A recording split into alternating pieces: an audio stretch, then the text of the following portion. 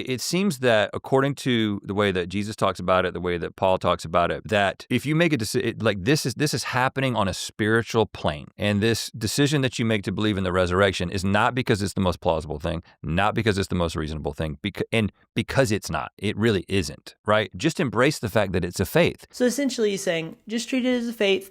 The Bible doesn't want you to worry about evidence. It's just a faith and a spiritual transformation occurring here. But I think this is cherry picking from the scriptures. There are plenty of places where evidence is emphasized. And there are plenty of places where faith and the spiritual transformation that occurs in a believer is emphasized. But both of those things are happening in the scriptures. Paul talks about both of those things. The New Testament also wants us to recognize that these claims regarding Jesus are actually true. The Gospels point to this. 1 Peter 3:15 points to this. 1 Corinthians 15:14 points to this in the surrounding entire chapter. And in verse 15, Paul says that we have been false witnesses of God if we're wrong about the resurrection. That's not don't worry about evidence and just have faith. So I'm honestly not sure why he is approaching it this way. And Rhett was a believer for years. So I would imagine he understands that both of those things are talked about in the scriptures. And I don't understand how he expects us to operate this way, where we have a faith in something, but we're not worrying about the evidence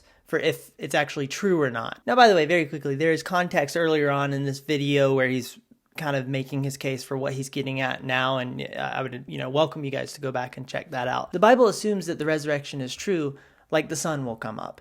No, it's not making plausibility and reasonability arguments all the time. It has a confidence that the resurrection happened. Why were the Gospels written? Why did the Gospel writers spend time, energy, and money to write these documents?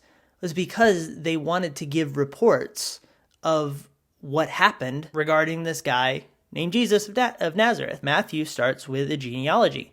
Why? Because the writer wants us to know that Jesus is from the line of David and that he is the Messiah. Now you can say you don't believe that Matthew was deceived or was lying, but if you let Matthew say what he's trying to say there, then he's concerned with the historical reality that's taking place here. To reject that is to reject the premise being put forth. And if you think the Gospels are reports of what actually happened and not just a hodgepodge of reality and developed myth, then they themselves are evidence that the biblical writers cared about evidence.